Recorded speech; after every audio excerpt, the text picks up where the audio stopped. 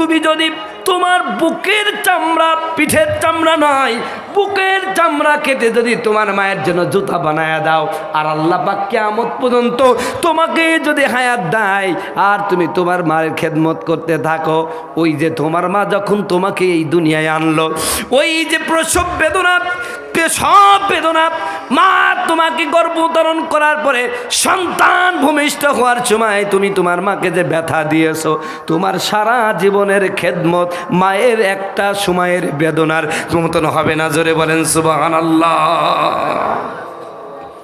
মায়ের খেদমত করেছো, মায়ের হক আদায় করেছো। কে বলেছে? তুমি জানো না তুমি মা, তোমার মা তোমার জন্য কে কষ্ট করেছে।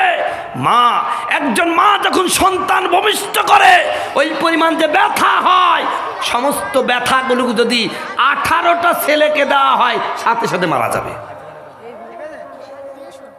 ভাই কষ্ট হচ্ছে? সম্মানিত বন্ধুগণ আমার, ভাইয়েরা আমার, এই সমাজে অনেক সময় দেখা যায় এমনও সন্তান আছে সারা জীবন বাবা মার খোঁজ নাই না, কিন্তু বাপ মা যখন মারা যায় গ্রামের 4-5 গ্রামে দাওয়াত করে মানুষকে খাওয়ায়। এইরকম হয়তো বা জোড়াগাছায় নাই, আমাদের কুষ্টিয়ায় দেখা যায়। বন্ধুগণ আমার, ভাইয়েরা আমার, জীবনে মা যখন বেঁচে ছিল কত কষ্ট করেছে, কত কষ্ট করেছে। অসুখের কারণে ওষুধ ঠিক মতন খাইতে পারে নাই। তুমি সন্তান, তোমার টাকা পয়সার অভাব নাই, স্ত্রীর কথা মতন কোনোদিন একটু ওষুধ কিনে দিলা না। যখন মারা গেল তুমি তার জন্য কত কত দুঃখ করছো, কত কষ্ট পাচ্ছ। মায়ের কবরের আযাব লাগবে এই কারোর জন্য তুমি মিলাদ পড়াচ্ছ, হাজার হাজার মানুষকে দেখে গরু জবাই করে খাওয়াও, মনে করছো মায়ের খেদমত করে ফেললা। না, এগুলো শুধুমাত্র ধোঁকাবাজি ছাড়া কিছু নাই। ও তুমি জিন্দা থাকতে এক মুঠো ভাত, ও তুমি জিন্দা থাকতে এক মুঠো ভাত দাওনি মা বাবার মুখে, মরলে খাওয়াও পাড়ার লোক দেখে। ঠিক কিনা? জিন্দা থাকতে এক মুঠো ভাত দেয় না, আর মরার সময় পাড়া লোক দেখি খাওয়ায়। কথা বলুন ঠিক কিনা? মাসে মাসে লক্ষ টাকা ব্যাংকে রাখো জমা, মাসে মাসে লক্ষ টাকা ব্যাংকে রাখো জমা, বাড়ি বাড়ি ভিক্ষা করে তোমার মা বাবা, বাড়ি বাড়ি ভিক্ষা করে তোমার মা বাবা। ও তোমার বউয়ের হাতে সোনার চুরি, ও তোমার বউয়ের হাতে সোনার চুরি, দিন কাটে মা হাসুকে, মরলে খাও পাড়ার লোক দেখে। ঠিক না? এই জন্য বন্ধুগণ আমার, ভাইয়েরা আমার, যে কথা বলছিলাম, সন্তান যখন 7 বছর বয়স হবে ওই মুহূর্তে তাকে প্রথমে ইসলামিক জ্ঞান শিক্ষা দেবেন এই মাদ্রাসা। আলহামদুলিল্লাহ, আমি তো প্রথম থেকে প্রতি বছরই আপনাদের এখানে এসেছি। আহা, কি সুন্দর বিল্ডিং হয়ে গেছে। হুজুর বলল, হুজুর আমাদের যে বিল্ডিং হয়েছে, যে ব্যবস্থাপনা হয়েছে, প্রায় 200 ছাত্র আমরা অনায়াসে পড়াতে পারবো, কিন্তু ছাত্র সংখ্যা শুনলাম খুব কম। ভাইয়েরা, বিল্ডিং একটা মাদ্রাসার উন্নতি না, উন্নতি হলো ছাত্র। কথা বলুন ঠিক কিনা? ও সম্মানিত ভাইয়েরা আমার, বর্তমান গত বাংলাদেশের সব জায়গায় ঘুরতেছি, সব জায়গায় একটাই ওয়াজ করতে হচ্ছে, কয় হুজুর একটু দোয়া করবেন, আমার সন্তান আমাকে দেখতে পারে না, আমার সন্তান আমাকে ভালোবাসে না, আমাদের খোঁজ খবর নেয় না। নেবে কেমনে? আপনি তো আপনার সন্তানকে ইসলামী শিক্ষা দেন নাই। এ জোড়াগাছের মুসলমানেরা, আপনাদের এলাকায় আমার মতন দাড়িওয়ালা টুপিওয়ালা সন্তান যতগুলো আছে, আপনি খোঁজ নিয়ে দেখেন, তারা কিন্তু আপনার সন্তানের চেয়ে খুব কম টাকা ইনকাম করে। কথা বলুন ঠিক কিনা? কিন্তু এত কম টাকা ইনকাম করার পরেও আমার ভাইয়েরা, 99% সন্তান তার বাবা মাকে ভাত দেয়। কথা বলুন ঠিক কিনা? এই জন্য আমার ভাইয়েরা, আপনাদের প্রতি অনুরোধ করব, জোড়াগাছের মুসলমানেরা, এখনো সময় আছে। আপনার সন্তানকে মাওলানা মুফতি করা লাগবে না।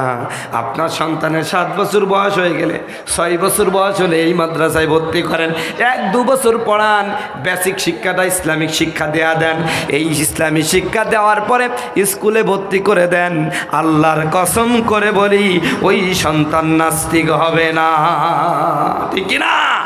ওরা ইসলামের বিরুদ্ধে কথা বলবে না, হুজুরদের বিরুদ্ধে কথা বলবে না, আলেমদের বিরুদ্ধে কথা বলবে না। আজকে যারা আলেমদের অপমান করে, আলেমদের বিরুদ্ধে বিশুদ্ধার করে, খোঁজ নিয়ে দেখবেন ওদের চরিত্র ভালো না, ওর মা বাপের চরিত্র ভালো না। ঠিক না? সম্মানিত বন্ধুগণ আমার, ভাইয়েরা আমার, আসুন, যেই আলোচনা করতেছিলাম, এবার এই সন্তানটা যখন বড় হয়ে গেল, আপনি 5টা 10টা মেয়ে দেখেন, একজন নেককার পরেজগার মেয়ের সাথে আপনার সন্তানের বিয়ে দেন। মেয়ে যদি হয় একটা 10টা 12টা সন্তান দেখেন, একটা চরিত্রবান যুবকের সাথে আপনার মেয়েটার বিয়ে দেন, দেখবেন চরিত্র ভালো যুবক যদি আপনার মেয়ের স্বামী হয়, আর চরিত্রবান কোনো নারী যদি আপনার বেটার বউ হয়, আল্লাহর কসম করে বলি, যদি বেটার বউ ভালো হয়, কত জায়গায় শুনি কয় হুজুর আমার মেয়ের চেয়ে আমার বেটার বউ আমাকে ভালোবাসে বেশি। কথা বলেন ঠিক কি না? সম্মানিত বন্ধুগণ, আমার ভাইয়েরা আমার, এজন্য ভাইয়েরা আমার, পিতা মাতার খেদমত করা এটা কিন্তু সাধারণ বিষয় না, এটা আমার আল্লাহর পক্ষ থেকে ফরজ বিধান। ধরে বলেন সুবহানাল্লাহ। আল্লাহ বলেন কথা রব্বুকা আল্লা তা'বুদু ইল্লা ইয়্যাহু ওয়া বিল ওয়ালিদাইনি ইহসানা। তোমার রবের পক্ষ থেকে একথা শিরোধার্য হয়ে গেছে, তুমি তোমার রব ছাড়া কারো গোলামি করো না, আর তোমার পিতা মাতার সাথে সদাচরণ করো। কেন করবা? আমার আল্লাহ বলেন ইম্মা ইয়াবলুগান্না ইনদাকাল কিবারা আহাদুহুমা আও কিলাহুমা ফালা তাকুল লাহুমা উফফি ওয়ালা তানহারহুমা ওয়া কুল লাহুমা কাউলান কারীমা। আল্লাহু আকবার। তোমার জীবদ্দশায় যদি তোমার পিতামাতা বার্ধক্য উপনীত হয়, খবরদার তাদেরকে ধমক দিও না, কর্কশ সুরে কথা বলো না, বরং তাদের সাথে মিষ্টি সুরে কথা বলো, নম্রভাবে আচরণ করো, তাদের জন্য দোয়া করো। আয় আল্লাহ, আমি যখন শৈশবে ছিলাম, কান্না ছাড়া আমার কোনো ভাষা ছিল না, আমার মা আমাকে অকৃত্রিম ভালোবাসা দিয়ে স্নেহ দিয়ে, আমার বাবা নিজে না খেয়ে আমার সুখের জন্য কোনোদিন ভালো কিছু করে নাই, ভালো কিছু খাই নাই। আমি সন্তানকে বড় করে মানুষের মতন মানুষ করেছি, যেই পিতা মাতা এত কষ্ট করে লালন পালন করলো। ওগো আল্লাহ, আমি সন্তান হয়ে আমার পিতা মাতার জন্য হাত তুললাম, তুমি আমার এই হাতকে কবুল করে নাও। আমার পিতা মাতা আমার শৈশবে যেমন ভালোবেসেছে, আল্লাহ তুমি আমার পিতা মাতাকে সেমন ভালোবাসা দাও। প্রিয় ভাইরা আমার, এভাবে দোয়া করবেন, এটা আপনি সন্তান অবশ্যই আবশ্যক। প্রিয় শেষে একটাই কথা বলতে চাই, মনে রাখবেন, মা বাপ এমন একটা জিনিস রে ভাই, এর সাথে যদি সামান্য খারাপ আচরণ হয়ে যায়, আর মা যদি একবার বদদোয়া করেন, তুমি যত বড় মুফতি হও আর যত বড় হাজি হও, সব বরবাদ হয়ে যাবে। আর একটা কথা বলি ভাই, কষ্ট ভাবেন, সময় সব শেষ হয়ে যাচ্ছে, আমি তো কালেকশন মনে করে একটু করবো, লোককে আর একটু আসবে, তারপরে করবো না, শুরু করে দেবো ইনশাআল্লাহ। কিছু আপনারা যদি যেটা বলবেন সেরকমই হবে। আপনাদের যা কষ্ট হচ্ছে না তো ভাই? আলোচনা দেখুন মনেই পড়ে গেল আমার বন্ধুগণ, আমার ভাইয়েরা, হযরতে বাইজিদ বুস্তামি একবার হজ করতে গেলেন। কি করতে? হজ করতে। আপনারা তো জানেন বাইজিদ বুস্তামি আল্লাহর হলে এসে মায়ের দোয়ায়। কার দোয়ায় ভাই? মায়ের দোয়ায়। তো বাইজিদ বুস্তামি হজ সমাধান করার পরে আল্লাহকে বললেন, আল্লাহ, এত মানুষ বিভিন্ন প্রান্ত থেকে হজ করতে আসছে, তুমি কি সবার হজ কবুল করনি? আল্লাহ পাক হযরতে বাইজিদকে এলহাম করলেন, বাইজিদ রে, আমি সবার হজ কবুল করেছি, একজন মানুষের হজ কবুল করে নাই। আল্লাহর কাছে তখন বাইজিদ বুস্তামি বললেন, আল্লাহ, সেই লোকটার পরিচয় দেওয়া যাবে? কয়, হ্যাঁ দেওয়া যাবে। ওই যে ইরাকের বলখ নগরে একটা পাহাড় আছে, ওইখানে এই লোকটার নাম হলো বিন্নে হারুন, তুমি তার কাছে চলে যাও। হজ শেষ করে ওই লোকটার কাছে গেলেন। তো ওই লোকটার কাছে যাওয়ার আগেই বাইজিদ বুস্তামি কিন্তু ওই লোক জীবনে দেখে নাই। এই বাইজিদ, আমার কাছে আসিস না, আমি জানি আমার আল্লাহ আমার হজ কবুল করে নাই। বাইজিদ বুস্তামি কিংকর্তব্য বিমূঢ় হয়ে গেছে। এ কয় কি রে, এই লোকটা কোনোদিন দেখে নাই, আমার নাম জানলো কেমনে? আর এই লোক নিজেও জানে তার হজ কবুল হয় না, এই ব্যাপারটা কি? বাইজিদ বুস্তামি বলছে, ভাই, আমি তোমার হজ কবুল করানোর জন্য আল্লাহর কাছে দোয়া করবে এই জন্য আসি নাই। আমি জানতে চাই, তুমি তো আমার দেখো না, এই জন্য নাই, তুমি আমার নাম জানলা কি করে? আর তোমার হজ যে কবুল হয় না, তুমি জানলা কি করে? তখন বিন্নে হারুন বলতেছে, রে ভাই, আমার মায়ের দোয়া। জোরে বলেন সুবহানাল্লাহ। তা বাইজিদ বুস্তামি বলছে, তাহলে তোমার হজ কবুল হয় না কেন? এটা আমার মায়ের বদদোয়া। প্যাস লাগছে না ভাই? উনি আল্লাহর কাছ থেকে বাইজিদ বুস্তামির নাম জানিয়ে নিছে, এটাও কার দোয়া? আবার হজ যে কবুল হচ্ছে না, এটা কার দোয়া? মায়ের পদ্ম। ভাইদের বুঝতামি বলছে, ভাই ঘটনাটা কি খুব ভালো করে বলবা? বিন্নে হারুন ডাক দেয়া বললেন, ভাই ভালো করে শোনেন, আমার কলিজার ভাই ভালো করে শোনেন। আমি একদিন আমার স্ত্রীর সাথে আমার মায়ের মনোমালিন্য হলো। আমি কাজ করে ক্লান্ত এমন অবস্থায় আমার স্ত্রী আমার কাছে বিভিন্ন কথা বলল। দুইজনের কথা শোনার পরে আমার মাকে অপরাধী মনে হলো। আমি আমার মাকে একটা ধাক্কা দিলাম, মা বিছানায় পড়ে গেল। ওই সময় বলল, আল্লাহ, যে সন্তানকে আমি পেট থেকে বের করলাম, আজকে সেই সন্তান আমারে ধাক্কা দিয়ে ফেলে দিল। ওগো আল্লাহ, ওর জীবনের কোনো আমল যেন তুমি গ্রহণ করো না। আবার ভাই শোনেন, এই দোয়া করে দিল, আমি কিছু মনে করলাম না। মাত্র কয়েকদিন পরে একজন আলেমের কাছে গেলাম। আলেম আমাকে মায়ের সম্পর্কে কথা বলল। আমি দৌড়ে এসে আমার মায়ের পা ধরাইয়া কানলাম। মাকে বললাম, মা বড় ভুল করে ফেলেছি, দয়া করে তুমি মাফ করে দাও, দয়া করে তুমি মাফ করে দাও, আমার জন্য আল্লাহর কাছে একটু দোয়া করো। বাইজিদ বুস্তামি আমার মায়ের পা ধরে যখন আমি কান্দে কান্দে দোয়া করতে থাকলাম, মা আমার জন্য দোয়া করলো, আল্লাহ আমার পাগলকে তুমি মাফ করে দিও। আমার পাগল যখন যেখানে তোমার সাথে কথা বলতে চাইবে, দয়া করে আমার পাগলের কথাই তুমি জবাব দিও। জোরে বলেন সুবহানাল্লাহ। বাইজিদ বুস্তামি আমার মা ওখানে একটু চালাকি করে আমার কৃত পাপের কথা আল্লাহর কাছে বলল না, বরং বলল, আল্লাহ আমার সন্তানকে তুমি দেখে রেখো, আমার সন্তানের কথা তুমি শোনো। ওগো বাইজিদ বুস্তামি, তারপরে থেকে নিয়ে আমার মাটা মারা যায়। আমি প্রতি বছর হজ করতে যাই, তোমার মতন এরকম একজন করে আল্লাহর ওলি আসে। আসার আগে আমি হজ শেষ করে এখানে এসে আমার আল্লাহকে বলি, আল্লাহ প্রতি বছরই না কেউ আমার সাথে কথা বলতে আসে, এবার কে আসবে? আমার আল্লাহ তখন ইলহামের মাধ্যমে তোমার কথা বলে দিল। জোরে বলেন সুবহানাল্লাহ।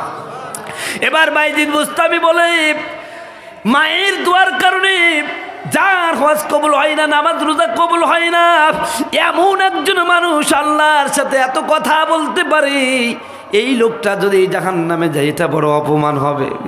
বাইজিদ বুস্তামি তিনি ডাক দেয়া বললেন, এতদিন পর্যন্ত যারা তোমার কাছে এসেছে ওরা এক ধরনের অলি ছিল, আমি কিন্তু আল্লাহর অলি হয়েছি অন্য কোনো গুণে না, আমার মায়ের খেদমতে। জোরে বলেন সুবহানাল্লাহ। বন্ধুগণ আমার, ভাইয়েরা আমার, এবার বাইজিদ বুস্তামি আল্লাহর কাছে হাত তুলে মুনাজাত করলেন, ডাক দেয়া বলেন, রব্বুল আলামিন, তোমার যেই বান্দার সাথে তুমি এলহামের সরাসরি কথা বলো, এমন লোককেও যদি তুমি জাহান্নামে দিয়ে দাও, এর হজ যদি কবুল না হয়, তাহলে এই পৃথিবীতে কার হজ কবুল হবে? আল্লাহ, আমি তার জন্য জাহান্নাম থেকে বাঁচানোর দোয়া করছি না, তোমার কাছে এতটুকু দোয়া করছি, দয়া করে ওই লোকটাকে তুমি অপমান কইরো না, অপমান কইরো না। আমার আল্লাহ বাইজিদ বুস্তামিকে ডাক দেয়া বলেন, বাইজিদ বুস্তামি, সবার হাত আমি ফিরিয়ে দিতে পারি, কিন্তু তোমার হাত ফিরিয়ে দেব না। তুমি যে দোয়া করেছো আমি কবুল করব, তবে সত্য হলো শোনো।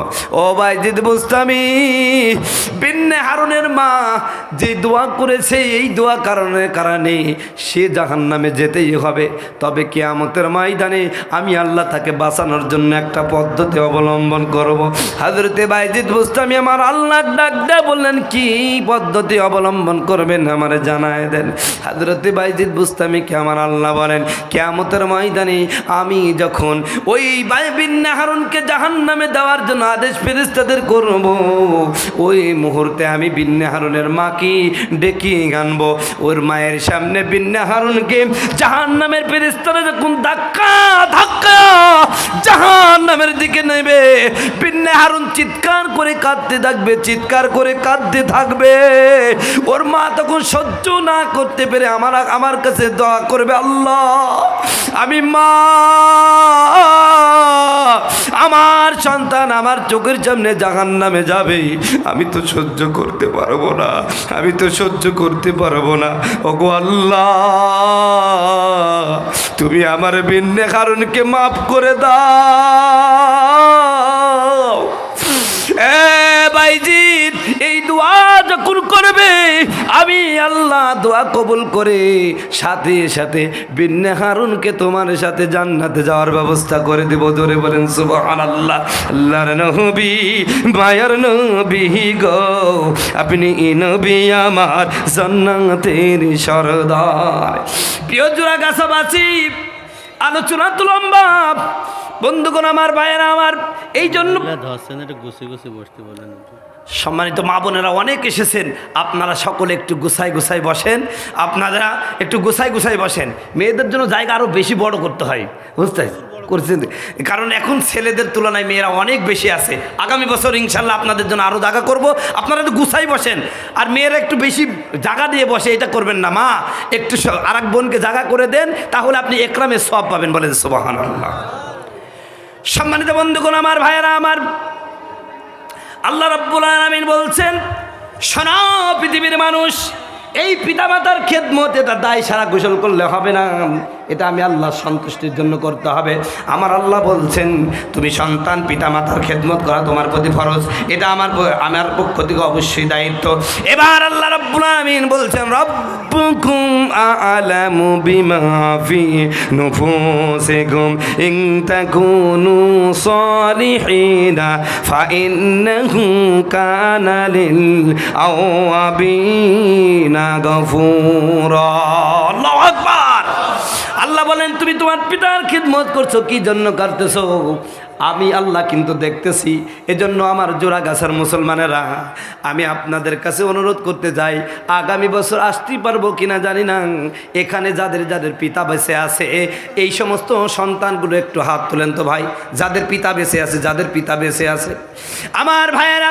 ও আল্লাহ, এই যে যাদের পিতা বেঁচে আছে সন্তানগুলো হাত তুললো, আমার যুবক ভাইয়েরা, আজকের মাহফিলে আপনারা কি ওয়াদা করতে পারেন, হুজুর আমি যদি এক মুঠো খাই আমার পিতামাতা খাবে, এই ওয়াদাকে আপনারা করতে পারেন? যারা যারা করতে পারবেন তারা আর একবার হাত তুলেন, হাত তুলেন। আল্লাহ কবুল করুন, জোরে বলুন আমিন। এইবার আর একটা কথা বলবো ভাই, পিতামাতা তো সন্তান ভাত দিবে, পিতামাতারও কিছু দায়িত্ব আছে। কিছু কিছু পিতামাতা আছে কি জানেন, 4টা ছেলে, এক ছেলের সাথে সম্পর্ক ভালো, 2 বিঘা জমি টুক করে লিখে দেয়। আছে কি নাই? আছে কি নাই? আল্লাহর নবীর কাছে একজন সাহাবী এসে বলছে, হুজুর আমার অমুক জমিটা আমার অমুক ছেলেকে দিয়েছি। আমার নবী তখন বললে, তোমার ছেলে কয়টা? কয় হুজুর 4টা। যে তুমি ওই 3টা কি দিয়েছো? কয় হুজুর দিইনি। কয় তাড়াতাড়ি জমি ঘুরত নেই। জোরে বলেন সুবহানাল্লাহ। আল্লাহর নবী ডাক দেয়া বলেন, আমার সাহাবী শোনো, তোমার পেট থেকে তোমার চৌরসে যতগুলো সন্তান জন্ম নেবে তোমার কাছে সমান। তুমি যদি এক সন্তানকে বেশি দাও আর এক সন্তানকে কম দাও, কিয়ামতের ময়দানে আল্লাহর কাছে ধরা খেতে হবে। এই জন্য বাপদেরকে বলবো, আমার বাপেরা শোনেন, খবরদার, সন্তান আপনার 4টা, মেয়ে হোক পুরুষ হোক, প্রত্যেকে সমানভাবে দেখবেন, এটা কিন্তু আপনার দায়িত্ব। আজকে সন্তানগুলোর সাথে পিতামাতার বনিবানা হয় না একটা কারণে, পিতামাতা সন্তানের হক ঠিক মতন আদায় করতে চায় না। এগুলো আপনারা করবেন না। পরিশেষে আর একটা কথা বলে যাই আমার বন্ধুগণ, আমার ভাইয়েরা, যেহেতু আজকে এটা মাদ্রাসার মাহফিল, আমি আপনাদের কথা বলে যাই গো ভাই, শুনেন, আমরা এখানে যারা আছি প্রত্যেকটা পিতামাতায় একসময় স্বামী স্ত্রী থাকি। মনে রাখবেন, সন্তান কিন্তু পিতামাতাকে দেখে শিখে, কথা বলুন ঠিক কিনা? এই জন্য পিতামাতা যারা হবেন, পিতামাতা হলেই হবে না, সন্তান জন্ম দিলেই হবে না, পিতামাতাকে হতে হবে খুব সুন্দর, খুব ভালো। পিতামাতার আচরণটা সন্তানের সামনে কখনো রূঢ় আচরণ করবেন না। অনেক পিতামাতা আছে সন্তানের সামনে অশ্লীল বাক্যালাপ করে, গালাগালি করে, সন্তান এগুলো কিন্তু শিখে, কথা বলুন ঠিক কিনা? বরং আপনি আপনার সন্তানের সামনে পরস্পরে মিল মহব্বত বেশি দেখাবেন, দেখবেন সন্তান বিভিন্ন জায়গায় গল্প করবে, আমার মা বাপের মধ্যে খুব মিল আছে, গন্ডগোল হয় না, ভালো কথা বলে, কথা বলুন ঠিক কিনা?